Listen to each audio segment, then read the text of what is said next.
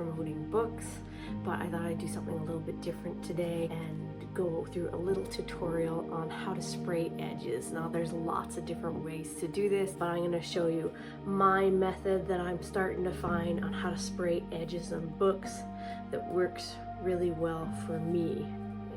And anybody can do this, you don't have to be that artistic. So let's go through what you'll need first for supplies if you want to give this a go yourself. First, you're gonna need a book. I'm picking one of my own simply because it's something that I paid wholesale for. So when you first do this, it might be an idea to just pick a book that you're not absolutely in love with, something that you'd be okay if you ruined a bit. It did take me a few practice tries where I messed up the edges or the book itself to figure out as I went. And you don't want to start doing that on a book that you love first. So maybe a book that you're not in love with. Don't get me wrong, I'm in love with this book. It's one of mine, but it's a wholesale copy, so I only paid the price to print this, and I'm willing to sacrifice it if something goes wrong. You're also going to need something to cover up your book with and protect it. So I've got a roll of craft paper here, just kind of nice thick brown paper. You can use scrap paper as well. And these methods work whether you are doing hardcover books or softcover books. I've also seen people use paper envelopes that are the same size as the book. It's really easy because they just slip the envelope onto their book and use the flat of the envelope to cover the spine of the book. The other method is tinfoil. This one not the most environmentally friendly because of course you can recycle your paper when you're done, but tinfoil not as recyclable. I'm going to be using aluminum foil on this one simply because it's really easy. You don't need any tape. It's a really great way to make sure that paint doesn't bleed through because sometimes if you don't use thick enough paper, the paint will bleed through. You're going to need some tape. I've got some masking tape here. Painter's masking tape works even better, but either way, whether you use the aluminum foil or paper, you will need a bit of tape as you're going to help protect the spine. The next thing that you're going to need is something to hold this book really close together, something to clamp it in like a vise. So a few ways you can do that. I got a couple pieces of wood. These ones were just scrap wood that I had in my garage, and you can see they've painted a few books already. You're going to need some clamps to hold that wood. Again, you don't need anything as heavy duty as these guys here. These are ones that I already had in my garage. Other things that could work for you, I got some composite wood panels. I just bought these from Michael's, and there's a 5-piece pack in here. So I just bought it from a craft store, and they call these ones composite wood art panels. It's something that is big around or bigger than your book, and something that you can clamp it down with some clamps. This is really important, especially for paperbacks, because paperbacks don't have that hard cover to help clamp them down. But even with a hardcover book, you're going to want to use a piece of wood or something like that over top of it and not rely on the cover itself as the clamp, because you could damage the cover, and we're obviously not here to damage books. This is another type of clamp that you can use, just a spring clamp. Make sure that you get a big enough size. I got a variety pack here because they were on sale at Canadian Tire, but make sure there's something that can at least go wide enough for your book. And usually if I'm using these, I use about 3 or 4 of them. So either this type of clamp, which will clamp stuff down really tight, so good for the big thick chonker books, or spring clamps like this will do the trick as well. Other supplies you will need: baby powder or cornstarch. Hang in there with me and I'll tell you why we need to use that.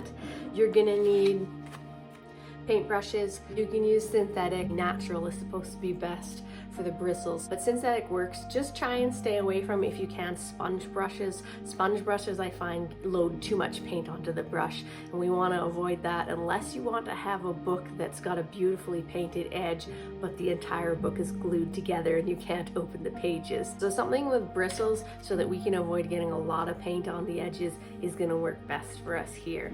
For the solid backing color on my books, what I like to use is acrylic ink. Now this is different than acrylic paint. I've got some Liquitex acrylic ink here. I've also got Artist Loft acrylic ink, both of them in black.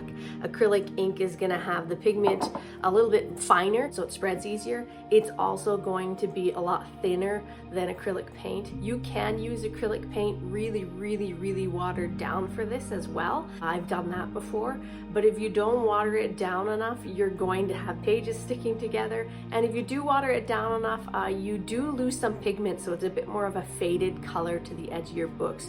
Whereas if you use acrylic ink, you're gonna have still that nice bright color with less chance of the pages sticking together. And we are gonna thin down the acrylic ink with water as well. You are going to need some stencils if you want a pretty stenciled edge like I showed earlier in the video. I've got some stencils that I just bought online. Make sure they're the right size for your book. These ones I bought just at a craft store in the baking section. So I went to where you bake fancy cakes, and you can get patterns and stuff like that as well. If you've got something that's too thin or too narrow to be used for a book, you can cut it in half as long as you can line up the patterns end to end. And it's not just the stencils you need. An integral part of this is also going to be your stencil glue or your stencil adhesive. The stencil adhesive I'm using is Pixie Spray, and it says it is adhesive that has light tack, and it's repositional adhesive made especially for stencils. This is a really important part of the process to use. I find the stencils don't really work well unless you do have some sort of adhesives to stick them on there. And then what I use for my final paint is not acrylic paint. I've tried acrylic ink before with the stencils, and no matter what I do, it tends to bleed through. That could be a me problem. I might just be doing it wrong. I've seen people that do successful stenciling with dry brushing on acrylic paint. But again, you risk the pages sticking together. I use just a really light coat of spray paint. And when I did it with the book I showed before here, I did a nice metallic gold spray paint. So you can't really see it here, but it does have a bit of a sheen to it. And again, we'll just be doing a really light layer of that spray paint, because if you do anything heavy on the layering with the edges, you do end up with pages glued together and the arduous journey of separating those pages one by one for every book you do. And we want to avoid that if we can. Pair of scissors. Something that you can put your acrylic ink on. It doesn't have to be as abstract art looking as mine. It can just simply be a plastic dish. I'm going to start with getting a piece of aluminum foil we figure will be long enough to cover this whole book. And basically just wrap it up like a present. Try to get as few folds as possible in there. The less folds you have, the less chance of paint bleeding through.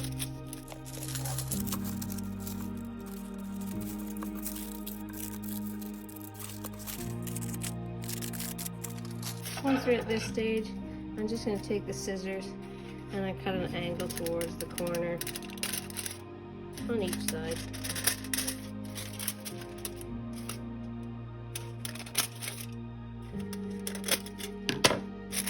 And then just go ahead and fold your ends in.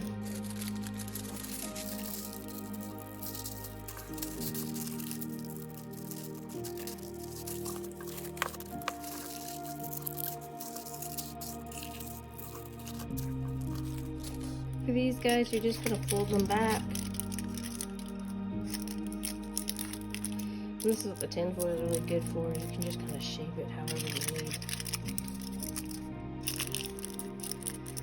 But you do notice that it does tear a little bit, so there is an edge of my cover poking through here. And that's what we're going to use our masking tape for. Or you can use Scotch tape if you have aluminum foil.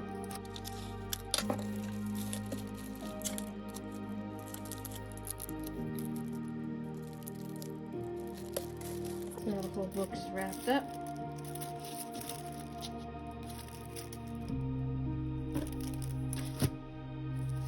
Once you got your book all covered, either with the aluminum foil or with Scotch paper or scrap paper or whatever, you've got a nice little protective book cover on there. Really important step, don't forget this. You're going to want to take some cornstarch or baby powder, and you're going to dust that in between the pages. This is a really important step because it's going to help you not stick pages together, hopefully. So fan the book out just a little bit. And I'm just using a makeup brush here with some baby powder on it. Any bristle brush will do. and just kind of fan the pages.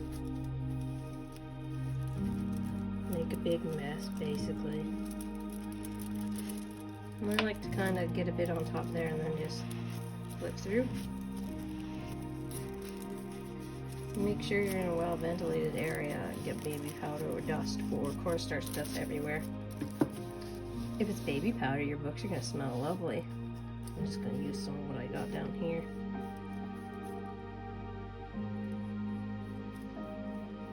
Without this step, I find it's just really hard to keep the pages from sticking together, even if you're judicious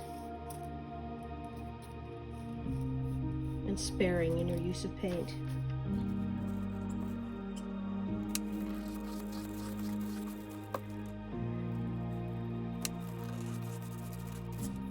And then when you're done, just make sure you dust the remainder of it off.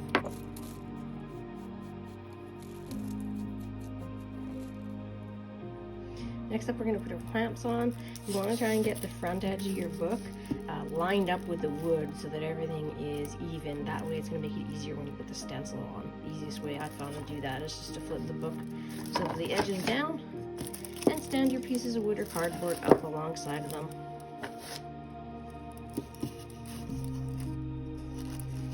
Just kind of give everything a tap on the table so that it's lined up, and then you can put your clamps on.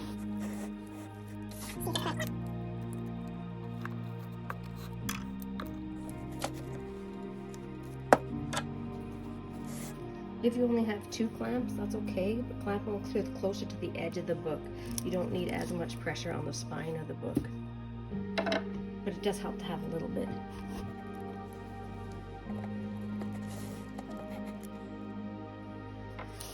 And if you have room to do so, try and keep the clamps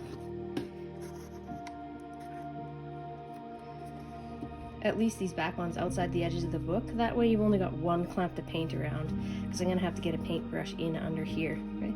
You can also move them around while you're using them too. So now I have everything clamped. Okay? Once I've done that, I like to check and make sure I have no overhang. So you can see, if you look really close, there's bits of tinfoil poking through here. You might have the same issue with paper. But if it's just the tinfoil you're using, you can reach a fingernail in or a butter knife or anything like that and just smooth all those edges. So you can see here, it's a little bit bumpy looking right along the spine. But if I run a fingernail in here, I can make sure I don't have any edges of the spine in the way. And sometimes you might have to use something a little sharper like scissors. Be careful, don't molest your book here.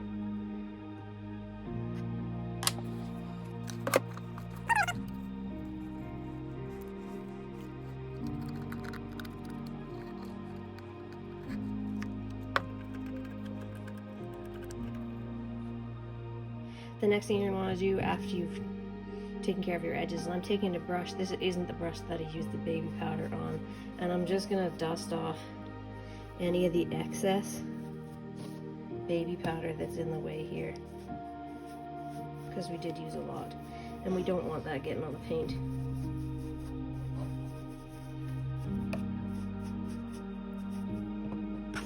And you might have to move your clamps around a bit to do this. That's why I find these C clamps are quite nice for this sort of thing.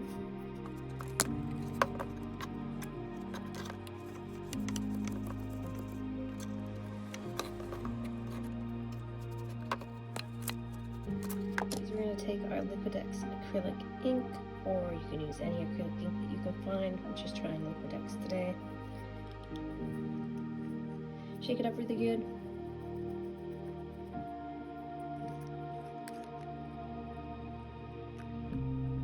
And this just comes out in like an eyedropper.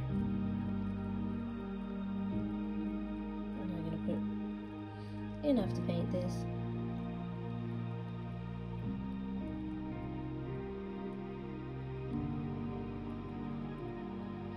That's about 13 drops there. We're going to go for an even 15. And then we're going to be mixing this with water. So you're going to want about 15 drops of water in there too.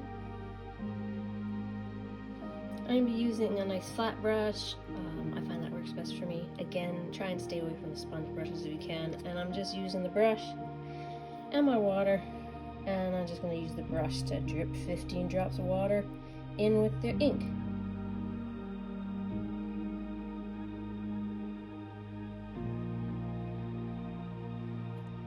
And then just mix it up quite well using the brush. So you see it's really watery. That's key to prevent these pages from sticking together. And then when you just get some paint on that brush and start painting the edge. It's gonna go on pretty faded, and that's okay. I start from the middle and work my way over. And just keep going.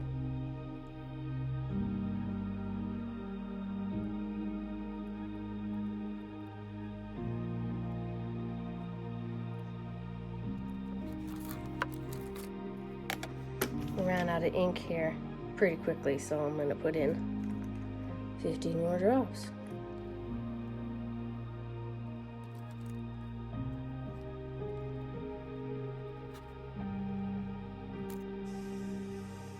When you're getting into the edge of the spine here, be really careful how much paint you use, because it is ink. It's just going to bleed right into the edges here. So just be careful as you get up close to it. Kind of creep your way in like I'm doing here. Otherwise you're going to get a lot of bleed on your cover, and when you open it up it tends to just creep in on these corners here.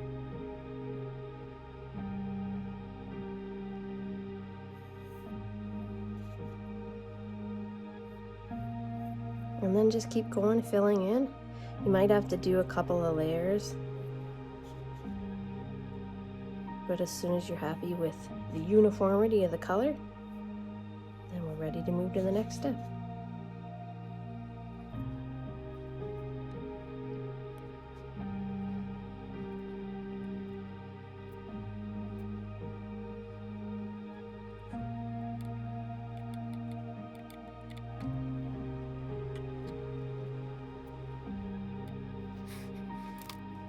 Here we've got some spots in here that are just still a bit faded. I don't know if you're able to see it very well on camera, but it's much easier to see in person.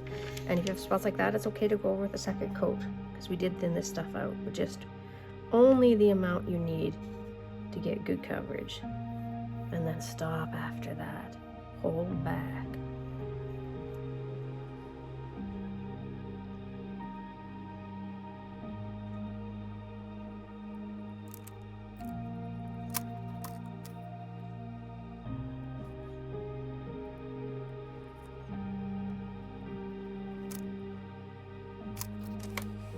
Once we are all done painting and we're happy, and it took me about 2.5 layers to get this to a nice black uniform all the way across and up top and bottom of the book. But once you're happy with that, let it dry thoroughly. Do not take the clamps off. Tempting as it may be, just leave it like that. And if you're happy with a solid color, you are good to go here. And when this is dry, you can take it off and dust all the baby powder out of it. But if you want to add a stencil like I did, we'll show you that step once this is all dried off. Okay, we've moved outside now. I've got my stencils, and these ones are just 2 stencils that I cut to the approximate width of the book. They're those cake stencils. I don't know if you remember, you saw them earlier, and they just came in one solid square. Cut them down to size, and I'm just going to stick them end to end the book. And flip these ones the way they haven't been painted before. Just pick a side that's going to be your sticky side of the stencil, and then we're going to use the pixie spray to spray onto them. Move the camera back a bit so that I don't get adhesive on my camera. I'm sure that's a mistake I would make. Okay. Just give it a good shake, and then from about this far away you're going to give it a spray and just get some stickiness on here.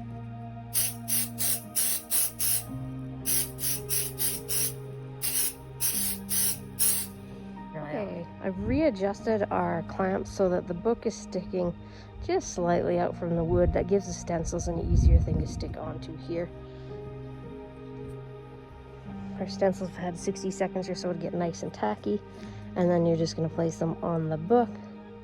It's a pattern like this. Try and get it centered, but it's not a huge deal if you don't.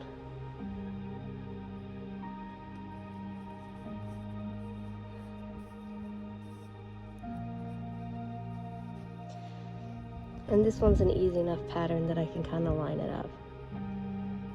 And then it's important just to get it really stuck down. If you have any bit of this sticking up at all, the spray paint's going to come through underneath it, and it'll look kind of messy. We don't want that. But don't be afraid to push it down on there quite good, because it is going to come back off again nice and easy. That stencil adhesive is made for this.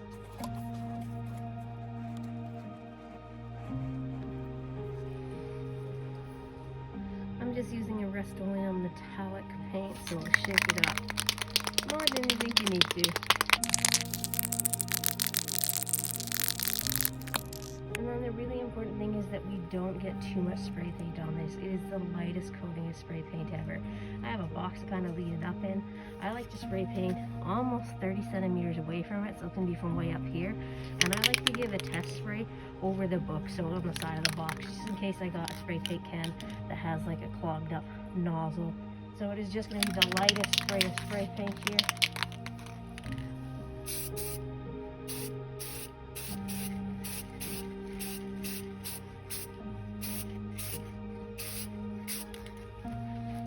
Straight down on the book like that, you might have a tiny bit of overspray on those sides there, but it'll look good. So stop before you think you need to stop with the spray paint, and then let that stencil dry. Okay, we're back inside. We've got the stencil and the spray paint all dried off, and now I get to see how big of a mess I made of it and whether it worked or not. This is the best part. If it works, it's the best part. Happy with that so far. Nice.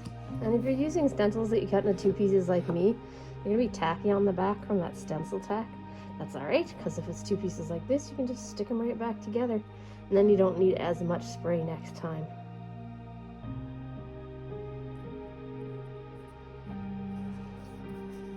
So that is our edge so far. Take the book out of the clamps. You can see the baby powder already starting to come out of there. Hopefully that's a good sign, and it means we don't have pages stuck together. So this is what it looks like so far. We're going to give the book a good slap on the table just to get the pages loosened up, and you can see that we got some baby powder coming out somewhere. So if you want to do this where you've got lots of ventilation, it's probably a good idea. And then if we start flipping pages and we've done our job right, shouldn't be all stuck together. And we're looking good so far here. Okay, there is going to be some baby powder in there. You can go ahead and take off your tin foil cover.